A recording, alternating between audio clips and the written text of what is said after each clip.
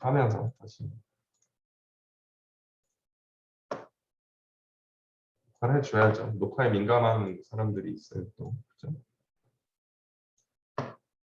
어쨌든지 간에 안티바디가 중요하다. 예. 비디오는 여기서부터 찍은 거 올려드릴게요. 항체. 그러니까 요즘에 뭐 코로나 이런 것 때문에 항체 뭐 얘기가 많이 나오고 그러는데 항체라는 거는 항체 자체가 이제 특히 면역에서 중요하죠. 항체가 있냐 없냐 뭐 이런 얘기들을 합니다. 항체 자체가 특정 물질을 없애는 게 아니라 항체는 특정 물질을 인식을 하는 겁니다.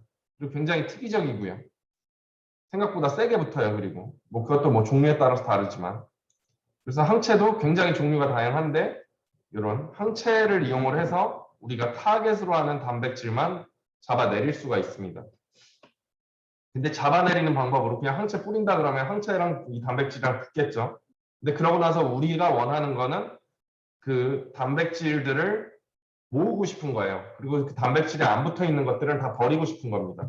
그렇게 하려고 요 비드라는 걸 사용을 합니다. 비드라는 거는 뭐 쉽게 얘기하면 굉장히 조그만 쇠 알갱이에요. 쇠 공. 어느 정도 그 전하를 띠고 있는 쇠 공입니다. 조그만 비드를 쇠 알갱이들에 처리를 해서 요 항체들을 요 쇠공에다 막 붙여놔요. 그 상태로 우리 앞에 요 쉬어 DNA 한 단계 걔들이랑 섞어줍니다. 섞어주면은 요 쇠공에 지금 보시면은 요 파란색, 하늘색 칼들 같이 생긴 것들이 항체를 표현을 하고 싶었던 거예요. 안티바디를 표현을 하고 싶었던 거고 타겟으로 하는 물질들이 거기 가서 막 붙을 겁니다. 그러면 이 다음에 자석을 이용을 해서 요 쇠공들을 딱 잡아놓고 그 어떤 그 튜브 안에서 수행이 되겠죠. 여기 튜브 안에 이렇게 수용액들이 있고 여기 밑에다 자석을 딱 대는 겁니다. 그리고 위에 있는 이 수용액 물들 수퍼네이탄트라 그래요. 부유물 그 위에를 따서 버립니다. 튜브 그 파이펫으로 쫙 끌어당겨서 그냥 버리는 거예요. 버리고 요 밑에 있는 것들 DNA만 그 다음에 뗄 수가 있겠죠. 단백질들 다 제거를 하고 쇠공도 제거를 하고 DNA만 모아서 시퀀싱을 하게 되면은 이 특정 단백질에 붙어 있었던 DNA들만 볼 수가 있는 거죠. 그러고 나서 레퍼런스 지놈에 또 얼라인을 하고 어떤 자리에 붙어 있었는지 확인을 할 수가 있다. 결국에 어떤 단백질을 볼 건지, 어떤 단백질이 어떤 자리에 붙어 있는지 볼 건지 결정적인 건 안티바디입니다. 그죠? 안티바디가 굉장히 중요하다. 칩 시퀀싱에서. 그래서 그러다 보니까 우리가 볼 수 있는 단백질, 볼 수 없는 단백질들이 존재를 해요. 왜냐하면 우리가 사용을 할 수 있는 안티바디들이 있고 안티바디 자체가 아직 개발이 된 게 없는 걸 수도 있죠. 개발이 됐는데도 뭐 친화력이나 뭐 어피니티, 아까 뭐 안티바디마다 특성들이 또 있다 그랬죠. 뭐 스피시피시티나 뭐 친화력이나 이런 게 떨어지면은 그런 단백질이 붙어 있는 자리는 보기가 힘듭니다. 그래서 그러니까 보통 분석을 할 때 어떻게 하느냐. 일단 레퍼런스 지놈에 얼라인을 하고요. 그리고 뭐 IGB 같은 브라우저로 뭐 쭉 보면은 이렇게 막 없다가 특정 자리에들만 뭐 매핑이 많이 되는 자리들이 있어요. 이렇게 막 매핑이 많이 되는 자리들이 있습니다. 그러면 여기에 우리가 타겟으로 하는 단백질들이 붙어 있는 자리구나. 이렇게 생각을 할 수가 있는 겁니다. 그래서 뭐 데이터 퀄리티를 뭐 항상 봐야겠죠. 우리 뭐 패스트 QC나 뭐 이런 것들 하는 게 뭐 듀플리케이션도 보고 이게 전부 다 데이터 퀄리티예요. 그래서 뭐 벤더 서플라이드 어널라이티컬 파이프라인으로 그러니까 처음에 매핑 퀄리티, 시퀀싱 퀄리티 뭐 이런 거, 프레드 스코어 뭐 이런 걸로 알려주는 것도 사실 전부 다 그 안에서 어떤 프로그램들이 돌아가면서 전부 다 뭐 퀄리티를 주는 거죠. 그런 것도 뭐 데이터 퀄리티라고 볼 수 있고요. 그리고 뭐 지놈 브라우저에서 이렇게 뭐 직접 눈으로 보는 게 제일 확실한 방법입니다. 픽들이 만약에 이제 백그라운드에 막 쫙 깔려 있어요.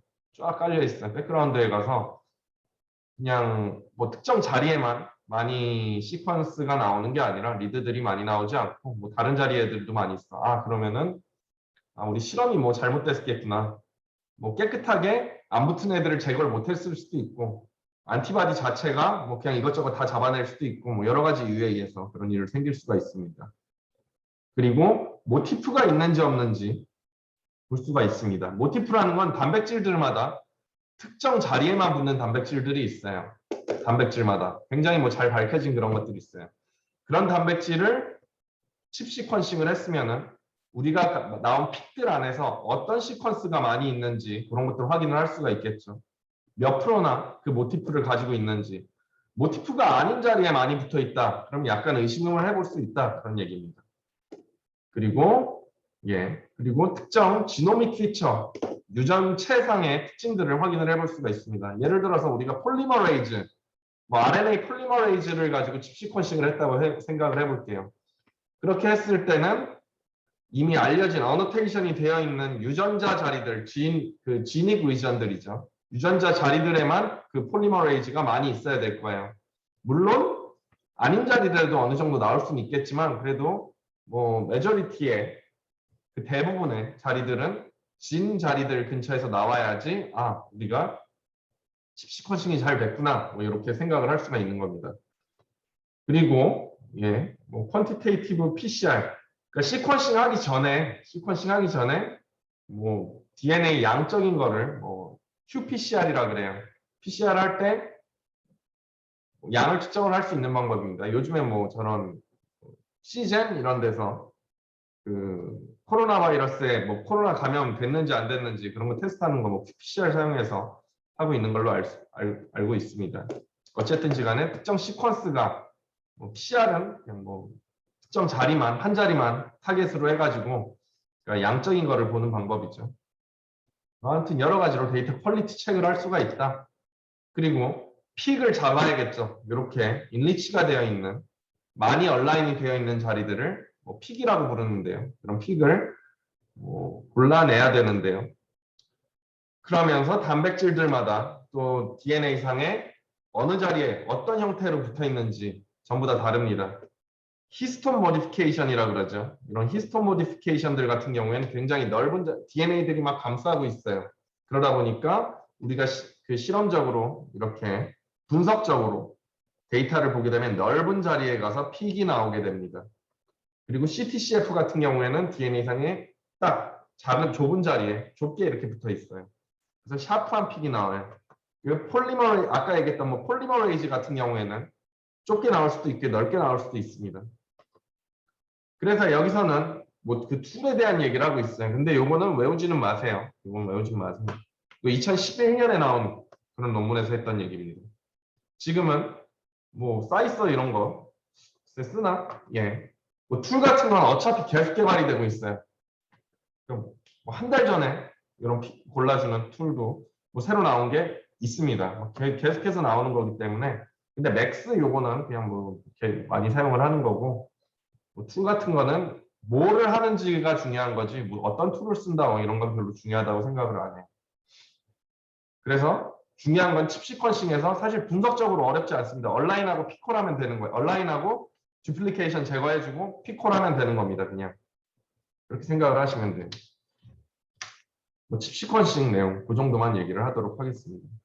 그래서 우리 데이터를 한번 볼게요. 같이 지난번에 하셨던 거를 로그인을 하고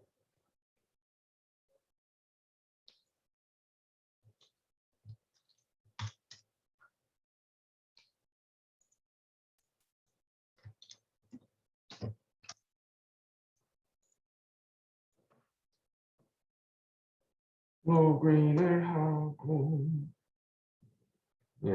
같이 해보도록 하죠.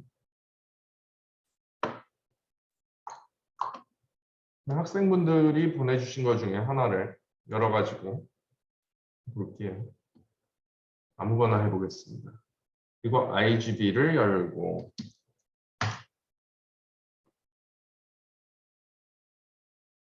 IGB를 열고 쉐어가 된 것 중에서 뭐라? 출석은 이제 지우도록 하겠습니다. 뭐라? 왜 쉐어가 되어 있는 게 없지?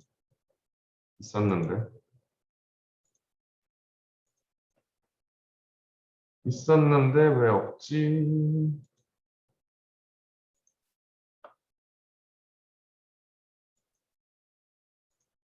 뭐 아무튼 시간이 지나면 없어지나? 예, 있었어요. 확인은 했습니다.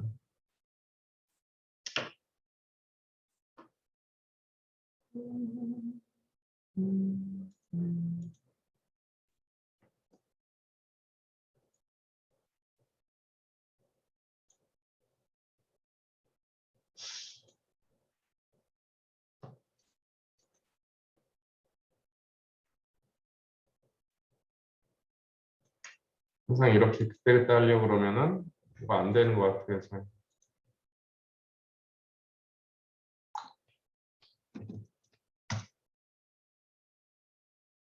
아, 제가 호주 사이트로 들어가질 않았네요. 감사합니다.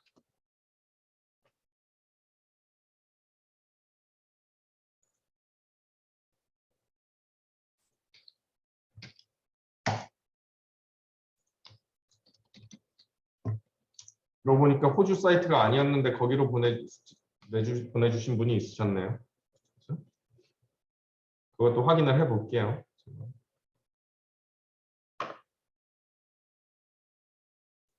자, 다시.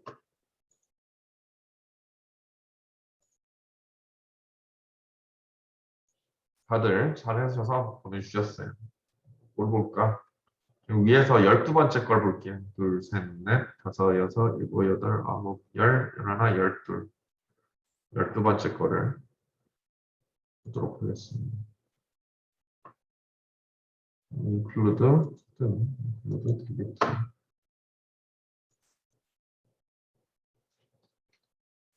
점점 인풋하고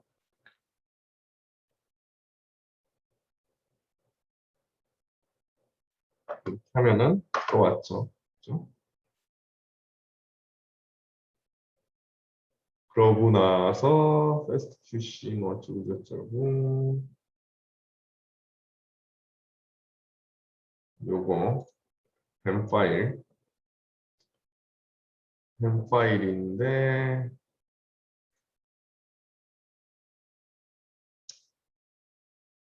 어디 보자.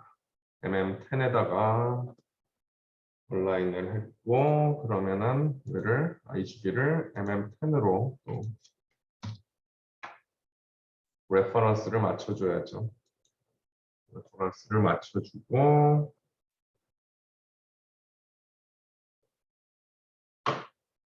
여기서 IGB display with IGB local 눌러주면 실습하셨던 건 탈원이라는 그죠? 단백질이 어디 붙어 있는지 확인을 했었어요. 쭉쭉 주민을 하면은 이게 지금 뭐 주민이 어느 정도 되기 전에 데이터가 안 나와요, 그죠? 메모리 때문에 그렇습니다. 메모리 때문에 어느 정도 주민이 된 다음에 데이터를 나오게. 근데 이런 것도 컴퓨터에 자신이 있으시면은 전부 다 IGB에서 컨트롤이 가능하세요. 뭐 여기 뭐 프리퍼런스 이런 거 눌러보면은 뭐 어딘가에 네, 여기였던 것 같아요. 뭐 더 멀리서도 뭐 볼 수 있게 뭐 이런 거 500KB 예, 안에서 볼 수 있게 이렇게 돼 있는 것 같아요. 어쨌든 그냥 무슨 수업도 중요한데 여러분들 뭐 관심 있으신 분들 뭐 이것저것 해볼 수 있는 게 많죠. 저희 뭐 논문 같은 것만 봐도 논문에 데이터 어떻게 분석했는지 이런 것들도 다 나와 있고 에러가 나버렸어요. 뭐라는 거야?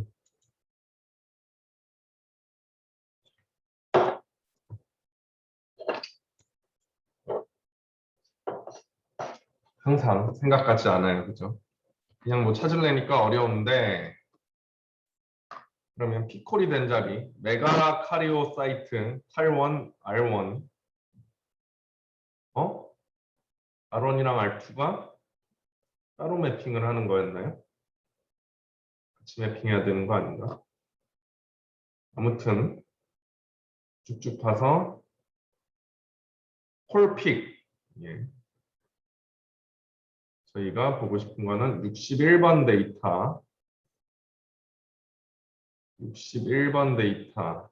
61번 데이터. 멀티뱀 서머리 61번 데이터.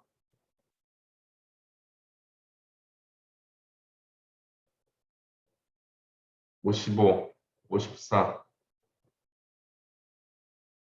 서밋. 데이터 55랑 54의 서밋을 보고 싶은 나는 55번이랑 54번. 55. 이건 인풋.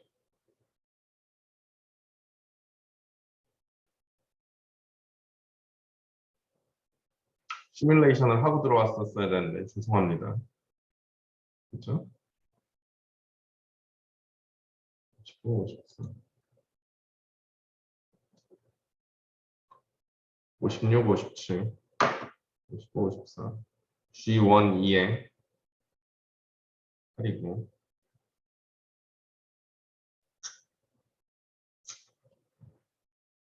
이 친구를 보겠습니다.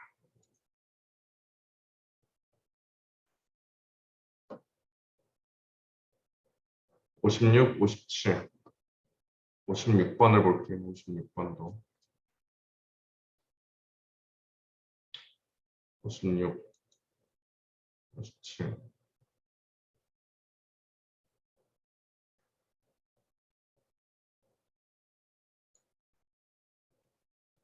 예. 이 친구를 여기다가 열고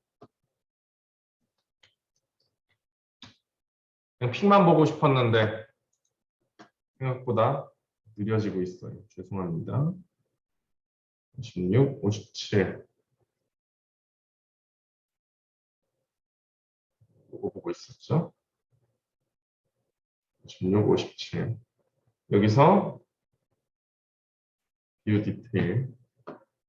그럼 여기가 지금 요거 뷰 데이터에서 눈을 누르면은 여기 뭐 어디가 픽이었는지 막 나옵니다. 그죠? 그러면은 요 자리에 크로모점 10번에 4360, 9368 이 자리로 가보는 거예요. 크로모점 10번이죠. 크로모점 10번에 점점 이렇게 해주면은 거기로 가줘요. G1, 2 여기서 있다 그랬죠. 이게 있었으면 좋겠어요.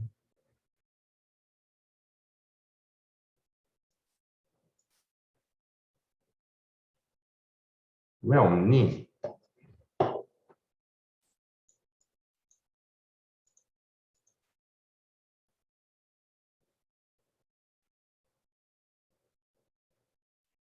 자, 지금 보시면은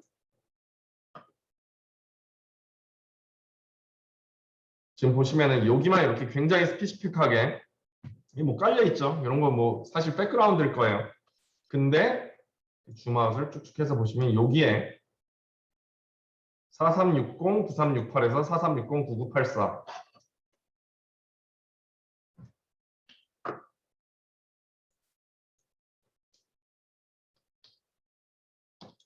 여기를 딱 여기에 바로 그 자리에 몰려 있죠.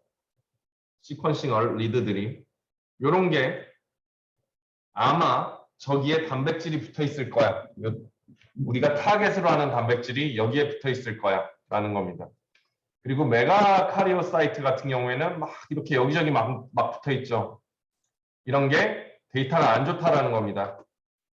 그래서 뭐 여기가 픽일 거고 뭐 매뉴얼하게 여기도 픽일 거고 여기도 붙어 있을 거고 여기도 붙어 있을 거고 여기도 붙어 있을 거는 같은데 얘는 여기 글쎄 그러니까 이렇게 백그라운드에 굉장히 노이지하죠 데이터가. 노이지하면은 좋지 않은 데이터인 거예요. 사실 퀄리티가 좋지 않다. 이렇게 딱 뭉쳐져서 백그라운드에 별로 데이터 없고 이런 식의 데이터를 우리 칩 시퀀싱 저희가 원하는 그런 형태의 데이터다. 그러면서 보는 거는 일단 얼라인먼트를 하고 어느 자리에 붙어 있는지를 어느 자리에 단백질이 붙어 있는지를 프리딕션을 하는 거죠. 그죠? 예측을 하는 겁니다. 그런 거를 하기 위해서 하는 게 칩 시퀀싱이고 뭐 실험법은 앞에 설명을 해드렸고 분석법은 이렇다. 예. 잘 이해를 하시면은 시험 보시는 데도 도움이 되고 그리고 앞으로 혹시라도 뭐 이런 쪽에 종사를 하시게 된다거나 뭐 연구를 하시게 된다거나 그런 데도 도움이 되지 않을까 생각을 합니다. 그리고 바로 여러분들께서 이번 주에 이제 실습 동영상을 올려드린 바이설파이트 시퀀싱이 있어요. 실습도 해보시면 너무 좋을 것 같아요. 저는 개인적으로 바이설파이트 시퀀싱을 굉장히 좋아하고요. 제 박사 시퀀싱도 했었고 박사과정 때 뭐 주제이기도 했었습니다. 그래서 요거는 DNA 메틸레이션을 보는 그런 방법입니다. 일단 메틸레이션에 대해서 전에도 한번 얘기를 했었는데 조금 더 얘기를 해볼게요. 그래서 뭐 DNA상에 그냥 이렇게 메틸기가 이게 보통 이게 수소가 하나 붙어 있는데 거기에 CH3가 메틸기가 붙을 수가 있어요. 그거를 하는 건 DNA 메틸 트랜스퍼레이즈라는 DNMT 줄여서 DNMT라는 단백질이 그렇게 메틸레이션을 갖다 붙인다 그럽니다. DNA상에. 요거는 히스톤에 있는 메틸레이션이랑은 다른 거예요. 헷갈리는 사람들이 있는데 연구하는 사람들 중에도 헷갈리는 사람들이 있는데 이 둘은 다릅니다. 히스톤은 이렇게 DNA가 감싸고 있는 단백질이 있고 그 단백질의 꼬리에 가서 단백질 그냥 뭐 단백질 상에 특정 자리에 가서 메틸레이션이나 아세틸레이션이나 포스포릴레이션이 생길 수가 있어요. 그리고 그러한 것들이 유전자를 어떻게 조절을 할 건지를 뭐 마킹을 하고 있다 그렇게 얘기를 해요. 근데 뭐 닭이 먼저냐 달걀이 먼저냐처럼 항상 이런 것도 뭐 디베이트가 있습니다. 발현이 됐으니까 이런 게 붙었을 거야 라고 생각을 할 수도 있는 거예요. 근데 뭐 점점 더 이런 것들이 어떤 자리가 발현이 될 건지를 표시를 해주는 거다 쪽으로 좀 더 최근에 얘기들이 많이 되고 있는 것 같고요. 어쨌든 시간에 우리는 요거는 이제 칩 시퀀싱으로 볼 수 있는 겁니다. 우리 지금은 바이설파이트 시퀀싱은 이 부분 DNA상에 생기는 메틸레이션을 보는 거예요. 그래서 사람들 단순화하는 걸 좋아하죠. 연구를 하면서. 연구 뭐 그냥 사람들 단순하게 생각을 하는 걸 좋아합니다. 그래서 DNA 메틸레이션이 없으면 그 주변에 있는 특히 DNA 그 프로모터 지역에 유전자가 발현이 되기 시작을 하는 요 점에 그 지점의 주변을 프로모터라고 합니다. 보통. 프로모터 부위가 메틸레이션이 없으면 스위치가 온되어 있다 그래요. 그리고 보통 액티브하다. 그 유전자가. 그 지역이 액티브하다. 뭐 그렇게 얘기를 하고 있습니다. 그리고 그 주변에 봤더니 히스톤들이 아세틸레이션들이 많더라. 뭐 그렇게 얘기를 합니다. 그 메틸레이션이 되어 있으면 스위치가 오프되어 있다. 그 주변에 크로마틴이 사일런트하다. 조용하다. 유전자들이 발현이 되고 있지 않다. 그리고 메틸레이션 메틸레이션이 되어 있으면 그런 거고요. 거기는 아세틸레이션들이 대부분 없더라. 뭐 이런 식으로 이해를 하고 있습니다. 이렇게 단순하게 얘기를 하고 있었어요. 이 부분에 대해서도 뭐 오늘 수업 끝부분에 가서 얘기를 해보도록 할게요. 그럼 메틸레이션이란 뭐냐? 이게 하는 일이 뭐냐? 뭐 특정 자리들을 스피커가 떨어져 버렸어요. 특정 자리들, 뭐 리피트 시퀀스 뭐 이런 것도 마찬가지고요. 그냥 메틸레이션이 되어 있으면은 그 부분을 뭐 억제한다, 발현되는 걸 억제하고 뭐 여러 가지 펑셔널하지 못하게 만든다, 뭐 이런 그런 식으로 생각을 합니다. 그리고 유전자 발현을 조절을 하고 임프린팅이라는 게 있어요. 임프린팅이라는 게 뭐냐면 사람들 크로모조머를 1번 2개, 2번 2개, 3번 2개 전부 다 한 쌍씩 가지고 있습니다. 그리고 여자는 X 2개, 남자는 X 하나, Y 하나 이렇게 가지고 있어서 23쌍 가지고 있다라고 얘기를 해요. 그죠? 요거 같은 경우에는 하나는 엄마한테서 하나는 아빠한테서 받은 겁니다. 근데 연구를 하다 보니까 그러니까 DNA가 뭐 예를 들어서 1번을 두고 얘기를 해볼게요. 1번 2개가 전부 다 똑같이 발현이 되고 뭐 요렇지 않더라. 그러니까 특정 자리에서 뭐 A라는 진이 있는데 A라는 진이 엄마한테서 온 건 항상 발현이 되는데 아빠한테서 온 건 발현이 안 되더라. 뭐 반대 경우도 있을 수 있죠. 아빠한테서 온 것만 발현이 되고 엄마한테서 온 건 발현이 안 되더라. 뭐 이런 유전자들이 있습니다. 그런 거를 발견을 했어요. 그런 거를 임프린팅 됐다. 근데 그런 거를 조절을 하는 게 메틸레이션이다 라고 얘기를 합니다. 그리고 뭐 엄마 아빠한테서 온 게 중요한 게 아니라 둘 중에 하나는 그 얼릴이라고 하죠. 얼릴이라고 하는데 그 둘 중에 하나는 그냥 랜덤하게 무조건 발현이 안 되고 뭐 이런 것들이 있어요. 칼리코 고양이라는 게 있습니다. 칼리코 캣이라는 게 있는데 걔들 보면은 털 색깔이 얼룩덜룩해요. 뭐 흰색, 뭐 검정색 뭐 이런데 얼룩덜룩한데 걔들이 그 얼룩덜룩하게 되는 이유가 뭐 DNA가 흰색을 나타내는 DNA가 있고 검정색을 나타내는 DNA가 있는데 걔들 같은 경우에는 약간 랜덤하게 한쪽만 꺼버리다 보니까 뭐 특정 부위에 가서는 흰색 털만 나고 특정 부위에서는 검정색 털만 나고 뭐 이렇다라고 알고 있어요. 그게 아마 인프린팅의 굉장히 대표적인 예로서 얘기를 하고 있는 걸로 갑자기 생각나서 얘기를 했는데 이런 것도 함부로 얘기하면 안 되죠. 인프린팅, 칼리코.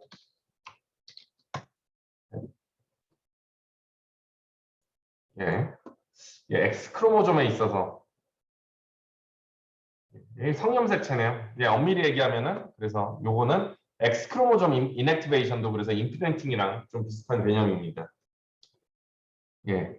인프린팅 얘기 뭐 어쨌든 인프린팅은 그렇고요. 각인이라 그래서 한쪽을 뭐 끄고 이런 것들 그게 인프린팅이고 각인 그리고 X 크로모좀 인액티베이션이 있습니다. 여자는 X가 2개 있고 남자는 XY가 있죠. 근데 여자가 X 크로모좀 2개 있다 그래서 둘 다 액티베이션 돼 있는 게 아니라 앞에 인프린팅이랑 비슷하게 한쪽 X 크로모좀은 완전히 인액티베이션이 돼 있어요. 한쪽 X 크로모좀만 액티베이션이 돼 있습니다. 그래서 인액티베이션 되어 있는 거를 바바디라고 하고요. 여러분 일반 생물학 같은 데서 아마 나오는 얘기일 걸로 알고 있어요. 바바디라고 그래서 완전히 인액티베이션이 되고 그런 것들 조절하는 유전자가 GIST, XIST 그리고 뭐 반대 방향으로 가는 건 TSIX, XIST의 반대죠. 반대의 역할을 한다 그래서 TSIX 뭐 이런 것들 하는데 이런 것도 메틸레이션이 중요한 역할을 하고 있다라고 얘기를 하고 있습니다.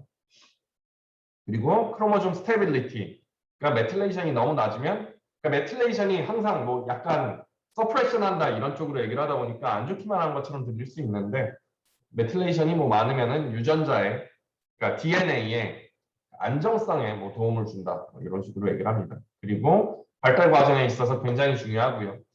메틸레이션이 한 번, 그러니까 여기서는 뭐 얘기가 없는데, 그러니까 제가 뭐 연구를 하면서 봤던 거는 메틸레이션이 한 번 되면은 쉽게 없어지는 일은 잘 생기지가 않는다 이렇게 생각을 했어요. 그 얘기는 뭐냐면 처음에 어떤 수정란이 생겼을 때 그때 메틸레이션 레벨이 전반적으로 낮아야겠죠. 그래야지 모든 필요로 하는 유전자들을 쉽게 액티베이션을 시킬 수가 있을 거예요. 그죠? 그리고 그 줄기세포라고 하죠. 만능성을 가지고 있는 줄기세포 같은 경우에는 뭐든지 될 수 있다가 특정 세포로 분화가 된 다음에는 걔들은 이제 다른 세포로 움직이지 못하도록 딱 고정을 시켜야 될 거예요. 쓸데없는 유전자들은 전부 다 턴오프를 시켜야 될 겁니다. 그럴 때 사용이 되는 게 메틸레이션이다. 어떤 세포냐, 어떤 세포, 그러니까 나는 어떤 세포냐 이런 거를 표시를 해주는 게 또 메틸레이션이다. 그리고 암에도 굉장히 중요하고요. 나이에도 굉장히 중요하다. 그러니까 뭐 전반적으로 굉장히 유전자를 조절을 하고 모든 것들을 조절을 한다. 상당히 많은 것들을 조절을 한다라고 생각을 할 수가 있을 것 같습니다. 그래서 뭐 DNA 메틸레이션을 보고서 뭐 나이를 프리딕션 하는 것도 가능하고요. 요런데 사용이 되는, 요런데 역할을 하는 것이 메틸레이션인데 심지어 그러니까 그래서 굉장히 가변적인 변화가 후성 유전체라 그랬는데 이런 후성 유전체적인 것들이 또 유전이 될 수 있다. 환경에 영향을 받는 건 맞는데, 그러니까 뭐 그런 얘기들 많이 하죠. 그러니까 사람들이 굉장히 뭐 약간 센세이션한 그런 얘기인데 사람들이 뭐 이런 얘기들 하는 거 좋아합니다.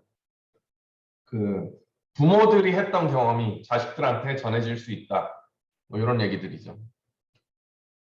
그러니까 예전에 뭐 그런 얘기로 처음 나왔던 게 뭐 되게 옛날에 아일랜드에 뭐 감자 홍 마른병 뭐 이런 게 돌아가지고 그래서 뭐 아일랜드 사람들이 미국으로 많이 건너왔다 뭐 이렇게 얘기를 하는데 그때 그 어마어마한 기근이 와서 사람들이 막 굶어 죽고 이랬던 거예요.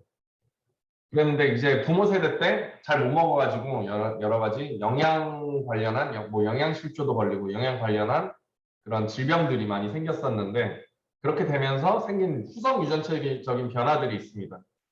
그러니까 약간 뭐 신기한 거는 그 사람들이 이제 애를 낳는데 자손들한테서도 그런 그 영양 결핍 관련 질병들이 나타나는 경우들이 굉장히 흔했고 뭐 연구를 해봤더니 그런 것들이 이런 영양 결핍 질병 관련된 후성 유전체적인 뭐 마커들이 자손들한테도 나타나더라 그런 얘기가 있었습니다.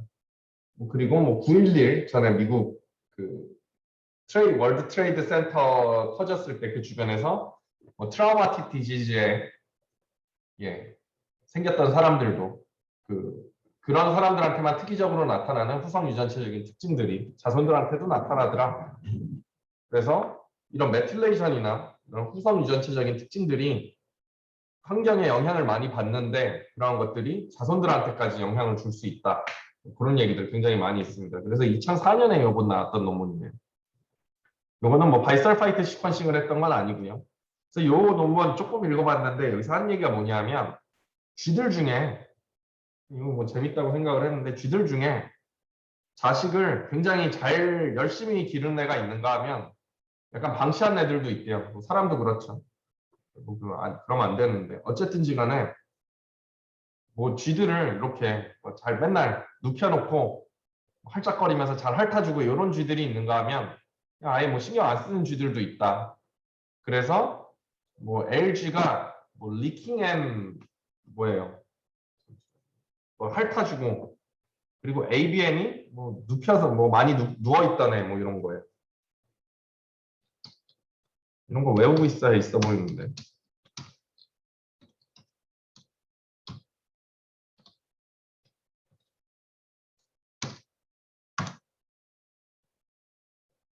이거 논문을 그냥 여기 있는 거 쭉 쓰시면은 구글에다가 뭐 나옵니다. LG가 Licking and Grooming이에요.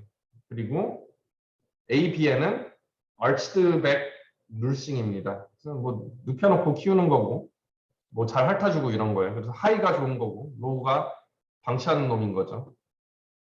그래가지고 여기서 연구할 때는 뭘 했냐면 그러니까 일단 잘 기르는 마우스들이랑 잘 길러주는 쥐들이랑 좋은 엄마 아빠들이랑 안 좋은 엄마 아빠들 비교를 했더니 전반적으로 메틸레이션의 차이가 있더라.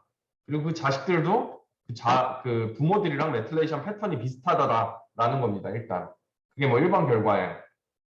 그랬는데 그러고 났는데 웃긴 거는 그래서 애들을 한번 바꿔줘 봤대요.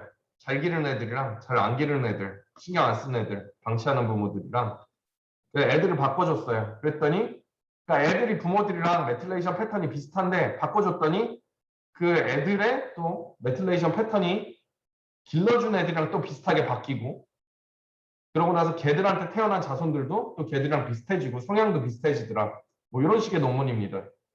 약간 개인적으로는 되게 과학적이어 보이진 않는데 어쨌든 뭐 그런 연구 결과가 있어요. 그러면서 이런 메틸레이션이 기억 그 뭐라 그럴까 환경에 영향을 받아서 바뀌는 건 맞는데 그런 환경에 노출되기 전에 이미 부모랑 굉장히 비슷하게 형성이 돼서 태어난다. 뭐 이런 식의 결론을 낸 논문이었습니다. 개인적으로는 굉장히 재미있다고 생각을 했어요. 재미있다고 생각을 했습니다. 그런 식으로 어쨌든 이런 메틸레이션들이 헤리터블 하더라. 유전이 될 수 있다라는 겁니다. 그래서 DNA 이상에 생길 수 있는 게 메틸레이션 말고도 다른 것들도 뭐 많이 있습니다. 뭐 메틸사이토신, 메틸레이션도 생길 수 있고요. 하이드록시 메틸레이션이라 그래서 이렇게 수산화기도 붙을 수 있고 포밀사이토신이라 그래서 여기 CH에 산소가 붙은 이런 것들 생길 수 있고 카르복시 사이토신도 있는데요. 이 중에서 사실 메틸사이토신에 제일 사람들이 연구를 많이 하고 이런 이유는 연구를 잘할 수 있는 방법이 바이설파이트 처리만 해주면 이거 볼 수 있으니까 그죠? 바이설파이트 처리만 해주면 볼 수 있기 때문에 요것만 연구를 많이 할 수 있어서 그런 거예요. 사실 히스톤 모디피케이션도 마찬가지입니다. 특정 히스톤 모디피케이션들 H3K4 트라이메틸레이션, K27 트라이메틸레이션, 뭐 K27 아세틸레이션 이런 것들 연구를 많이 하고 있어요. 그러면서 걔들이 굉장히 중요하다. 뭐 이렇게 얘기를 많이 하는데 걔들이 뭐 실제로 걔들이 딴 애들보다 더 중요한지는 몰라요, 사실. 걔들을 잘 연구할 수 있는 안티바디들이 존재를 하기 때문에 그 친구들의 역할에 대해서 더 잘 알고 있는 거고요. 그래서 뭐 개발이 더 많이 돼야 되겠죠, 연구적으로. 이것도 2013년에 뭐 얘기를 했던 건데 그러다 보니까 상당히 옛날이라 이때는 뭐 바이설파이트 얘기는 없네요. 그죠? 어쨌든지 간에 메틸레이션 쉽게 관찰을 할 수 있는 거다 보니까 이쪽으로 연구가 많이 됐고요. 나머지 것들에 대해서는 사실 잘 모릅니다, 아직. 근데 한 2014년, 15년 오면서 지금 여기서는 하이드록시 메틸레이션이 마치 예, 그러니까 정확히 막 이렇게 떨어뜨려서 생각을 하고 있는 것 같긴 한데 요즘에 또 하는 얘기는 메틸레이션이 되다가 하이드록시 메틸레이션이 되는데 요거는 디메틸레이션이 되기 위한 그 과정의 중간 산물이다. 약간 이런 식으로 많이 가고 있습니다. 여기 그렇게 써있네요. 패시브 디메틸레이션 바이 레플리케이션. 그래서 그런 식의 논문들이 굉장히 많이 나오고 있었고요. 어쨌든 바이설파이트 처리를 하면 메틸레이션 볼 수 있다. 그런 거예요. 그래서 바이설파이트 처리를 해주면 메틸레이션이 있는 사이토신 변화가 없는데 없는 사이토신만 우라실로 변하면서 그래서 T로 읽히게 되는 거죠. 시퀀싱을 하면은. 이런 거 중요한 얘기죠. 그죠? 그래서 우라실로 변해서 시퀀싱하면 T로 변하게 되고 여러 가지 분석적인 거를 통해서 이제 우리가 어떤 자리에 메틸레이션이 있고 없고 뭐 이런 것들 볼 수가 있는 겁니다. 그래서 그 갤럭시에 있는 그 튜토리얼 안에 뭐 있는 거를 봤더니 뭐 복잡하게 써놨어요. 그죠? 이런 걸 알고 싶은데 좀 복잡하더라고요. 그래서 그냥 제가 만든 걸로 설명을 하도록 하겠습니다. 바이설파이트 시퀀싱을 한다 그러면은 우리가 이렇게 두 가닥이죠. 일단 시퀀스 그 두 가닥으로 항상 존재를 하죠. 어쨌든지 간에 한 가닥만 있다라고 생각, 한 개 얼릴만 있다고 생각을 하고 두 가닥이 있습니다. 그죠? 그러면은 메틸레이션이 뭐 다 안 돼 있다고 생각을 할게요. 돼 있다고 돼 있다까지 감안을 하기 시작하면 복잡하니까 다 안 돼 있어서 바이설파이트 처리하면 전부 다 T로 바뀐다. U로 바뀌었는데 우린 T로 익히는 거죠. 그렇게 생각을 하겠습니다. 그러면 이렇게 두 가닥이 있는데 바이설파이트 처리해주면 두 가닥 다 영향을 받을 거예요. 일단 그죠? 그러면은 C들이 전부 다 T로 바뀌어요. 메틸레이션이 없는 C들 전부 다 T로 바뀌어요. 다 T로 바뀌었어. 그죠? 근데 윗가닥도 있고 아랫가닥도 있어요. 그래서 그 윗가닥, 아랫가닥 처음에 바이설파이트 처리를 받은 가닥들을 오리지널 탑, 오리지널 바텀 해서 OT, OB라고 명명을 하도록 하겠습니다. 명명을 합니다. 그리고 걔들을 이제 나머지 가닥들을 또 뭐 일롱게이션을 해줘야겠죠. 또 중합을 해줘야 돼요. 또 만들어줘야 돼요. 그죠? 폴리머레이즈 써가지고 뭐 PCR처럼 이렇게 만들어주게 되면은 얘들이 이제 또 복잡한 게 여기서 얘들 전부 다 T로 바뀌었죠. 근데 G였던 자리들이 A로 바뀌게 되는 겁니다. 그죠? 요 complementary CTOT, CTOB 이렇게 표시를 합니다. OT의 complementary한 거다. 오리지널 탑의 complementary, complementary to original top, complementary to original bottom 이렇게 그렇게 표시를 합니다. 그래서 C였던 자리가 T로 다 바뀌고 그 바뀐 거에 complementary한 것들은 G였던 자리가 A로 바뀌게 되는 거예요. 그죠? 그러면 이거를 분석을 하는 방법은 뭐 조금만 생각을 하면 어렵지 않습니다. 일단 리드 입장에서는 이런 거고 그러면 레퍼런스를 두 개를 만들어줘요. 레퍼런스를 두 개를 만들어줘서 C를 T로 바꿔준 그러니까 레퍼런스는 위쪽 스트랜드만 가지고 레퍼런스를 만들죠. 그리고 얼라인을 할 때는 거기에 컴플리멘터리한지까지 생각을 하면서 얼라인을 해주게 되는 거예요. 그래서 레퍼런스 지놈에서 그 위쪽 스트랜드, 탑 스트랜드를 C를 T로 바꿔주는 레퍼런스를 하나 만들어주고 G를 A로 바꿔주는 레퍼런스를 만들어주게 됩니다. C를 T로 바꿔주는 레퍼런스는 얘들을 얼라인 시킬 수가 있겠죠. 그죠? 얼라인을 시키면은 얘들이 얼라인이 되는 거예요. 그러면은 걔들은 OT거나 둘 중에 하나가 되는 겁니다. 그리고 G를 A로 바꿔준 애들은 여기에 온라인이 된 거는 OB거나 CTOB예요. 그리고 OT냐 CTOT냐 OB냐 CTOB냐는 리드 자체만 놓고 보면은 우리가 알 수가 있어요. OT들은 C가 굉장히 적고 T가 많겠죠. 그리고 그러니까 뭐 OT든 OB든 오리지널 스트랜드들은 오리지널 리드들은 C가 대부분 T로 바뀌어 있고 오리지널의 컴플리멘터리한 리드들은 G가 대부분 A로 바뀌어 있습니다. 그죠? 그래서 그런 것들을 보고 판단을 해가지고 온라인을 시킬 수가 있는 거예요. 요것들 잘 생각을 하셔가지고 예, 조금만 뭐 한 10분만 생각하시면은 이해를 하실 수가 있을 겁니다.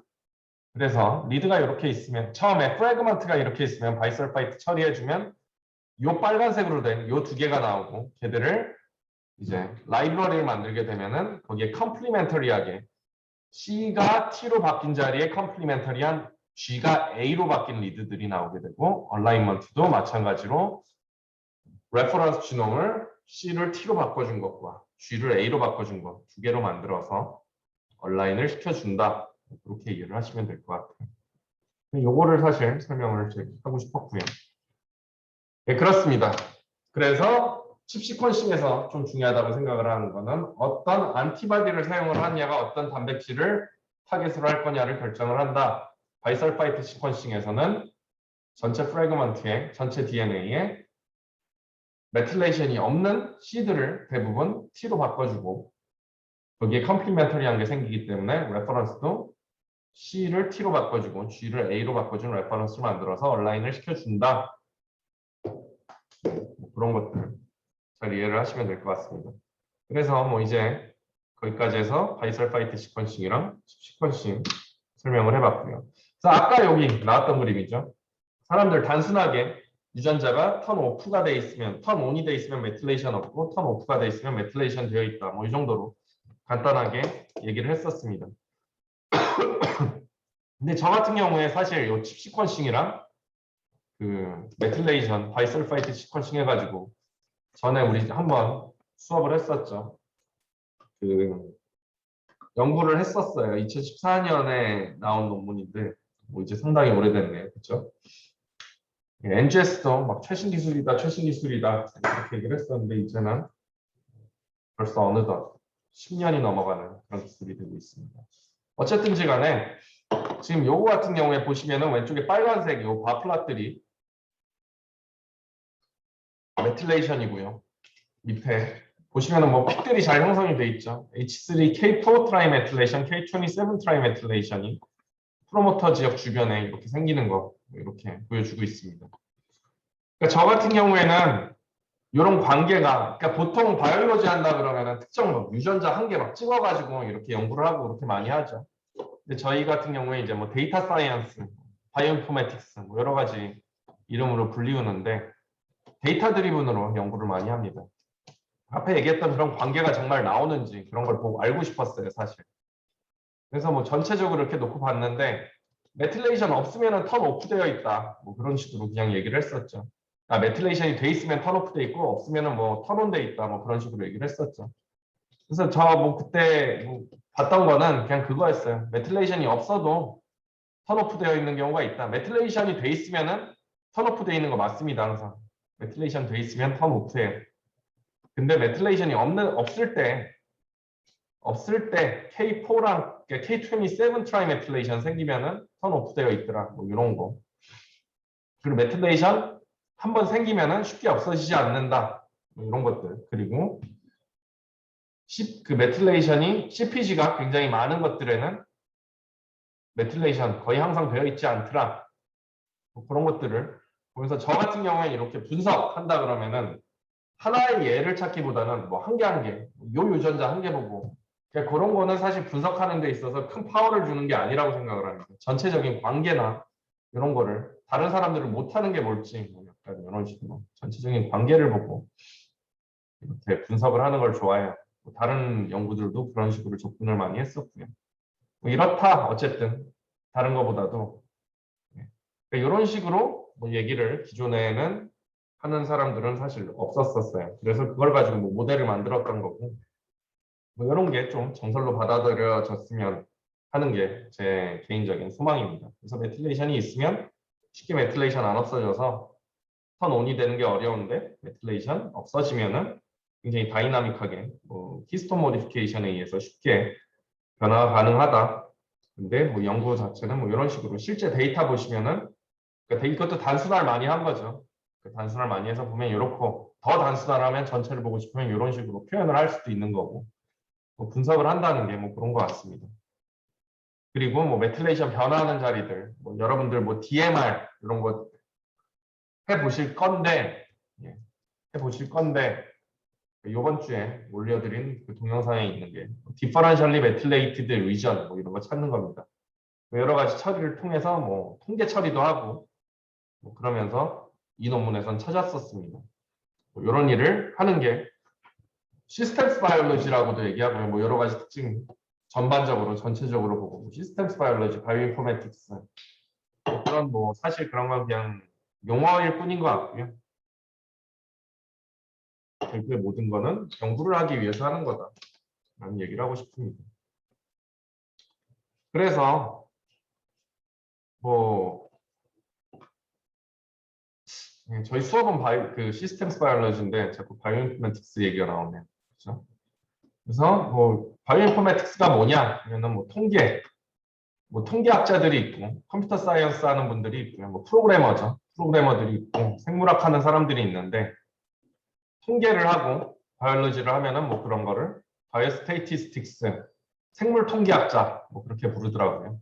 그리고 통계랑 컴퓨터 사이언스 동시하면 데이터 사이언스라고 하고 컴퓨터 사이언스랑 바이올로지라면 컴퓨터 사이언티스트라고 컴퓨터 바이올로지스트라고 하고 뭐 이런 것들을 다 하면 바이오인포메틱스라고 한다.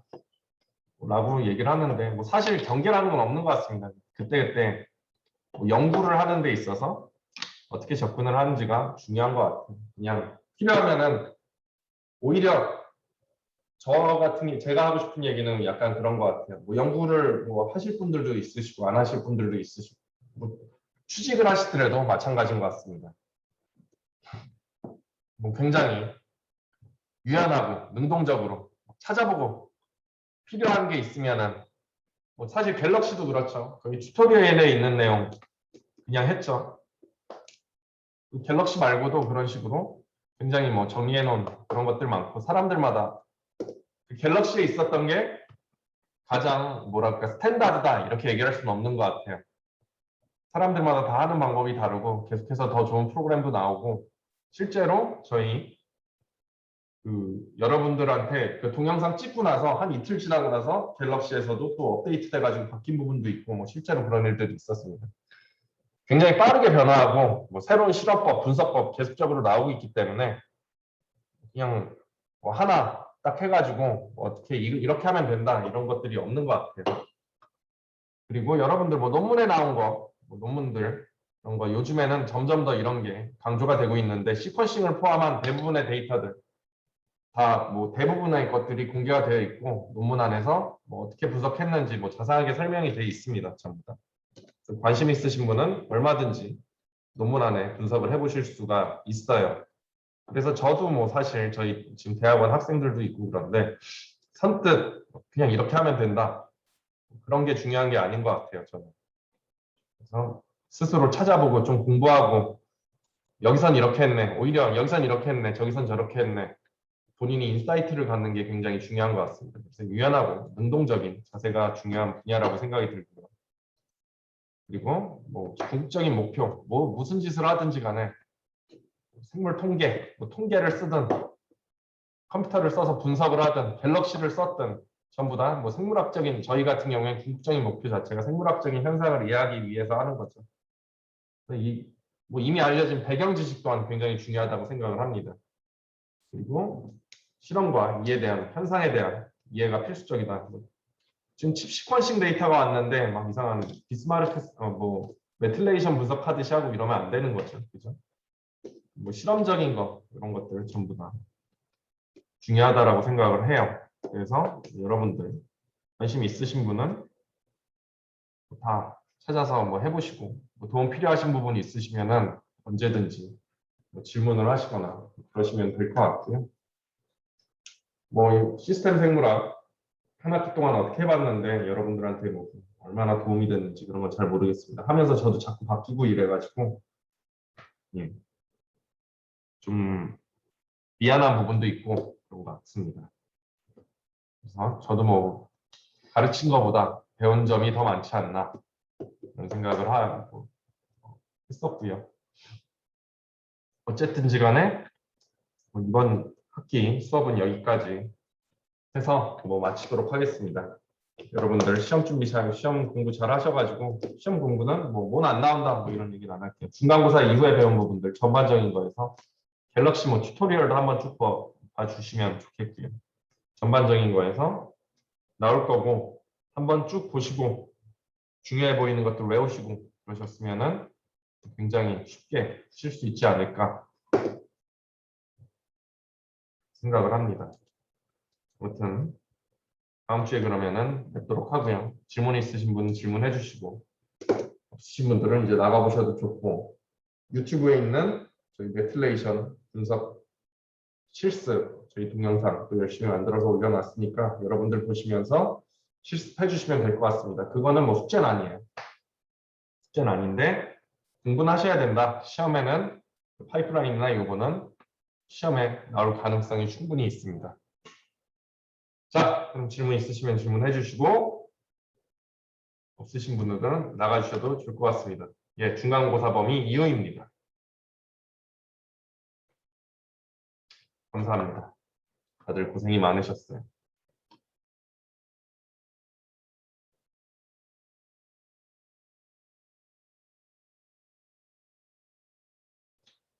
고생 많으셨습니다. 언제든지 질문 있으시거나 수업이 끝나도 이러신 분은 언제든지 이메일 보내주시면 될 것 같아요.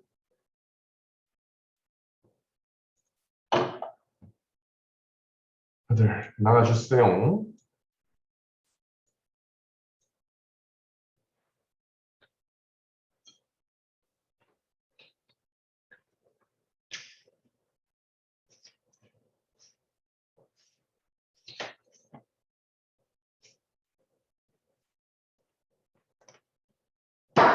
네 분 남아 계신데 따로 질문 없으시면은 끝난 걸로 생각하고 끝내도록 하겠습니다.